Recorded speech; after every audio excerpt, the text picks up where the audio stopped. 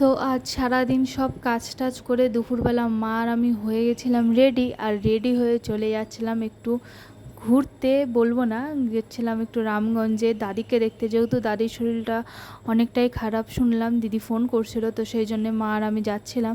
তো সবার ফার্স্টে আমরা চলে গেলাম কিছু ফল কিনতে, আর দিদিরও কয়েকটা জিনিস ছিল তাও দিতে। তো দেখা হয়ে গেলো সঞ্জয়দার সাথে। তারপর এখানে দেখো আমার কিছু কিছু ফ্যান ছিল যারা আমাকে দেখতে ছিল, তো আমি ওদের হাই করে দিচ্ছিলাম। আর এখানে শিব ঠাকুর আর মা কালীকে দেখার পরে আমরা এখান থেকে আমাদের কি বলবো স্কুটি নিয়ে বিতরণ নিয়েছিলাম আমরা। তো যাওয়ার টাইমে দেখলাম স্কলার, যেটা আমার একদমই ভালো লাগে না, জানি না কেন।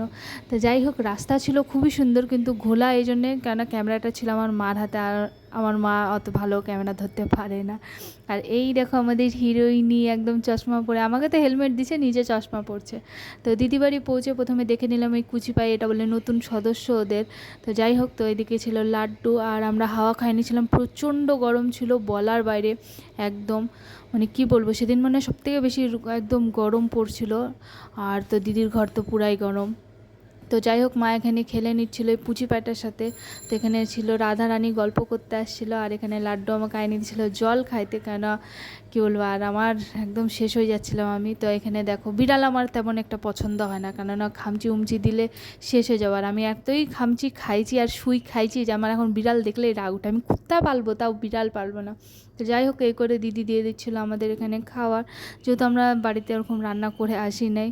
তো মা আমি এখানেই খাইয়ে নিচ্ছিলাম। তো খাওয়া দাওয়ার পর এখানে দাদি যেহেতু শুয়েছিল আগে, তো আমরা দেখলাম যে দাদি এখন উঠছে, তো মা দিয়ে দিচ্ছিলো এখানে দাদিকে ফল। তো আম, আঙ্গুর, মৌসুমি সবই দাদির ফেভারিট, কিন্তু এখন দাদির শরীর এতই খারাপ যে দাদি তেমন কিছুই খাইতে পারে না, তাও চেষ্টা করে অনেকটাই ফল খাইছে। আর সঙ্গে দাদি বলতেছিল যে এখন একটু ভালো আছি, ভাল লাগতেছে, কি খাবে না খাবে মা সব কিছুই জিজ্ঞাসা করলো। তো দাদি বললো তেমন এখন কিছুই খাইতে পারে না, আর খুব কমই খায়, এখন খাওয়া এতটাই কমে গেছে যে বলার বাইরে, ওই 2-3বার খাওয়ার পরেই বলে পেট একদম পুরো ভরে যায়।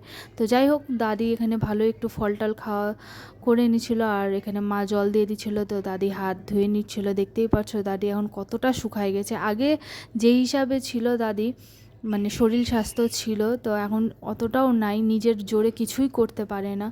তো দেখা টাকার পর দাদিকে আমরা চলে গেছিলাম পার্লারে। তো দিদির ছিল কাস্টমার, আর এখানে দেখো এটাও কী বলবো শুয়েছিল, তো এই কাস্টমার তো বলে ভুরু করতে আসছিল।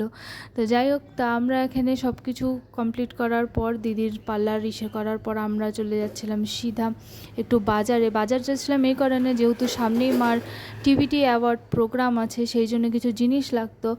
তো আমরা সেটাই ভাবলাম যে ওখানে যখন গেছি বাজারে তো শপিং করে নিই। তো এখানে আমরা নিয়েছিলাম ফলস চুল, যেটা লাগবে নাচে, সেই জন্যে মা এবার নাচ করবে, প্রত্যেকবার লোকগীতেই করে নাম দেয়, তো এবার মা বলছিল যে না এবার নাচে দিচ্ছে, তো আমি ভালো, তো চুড়িও নিয়ে নিয়েছিলাম।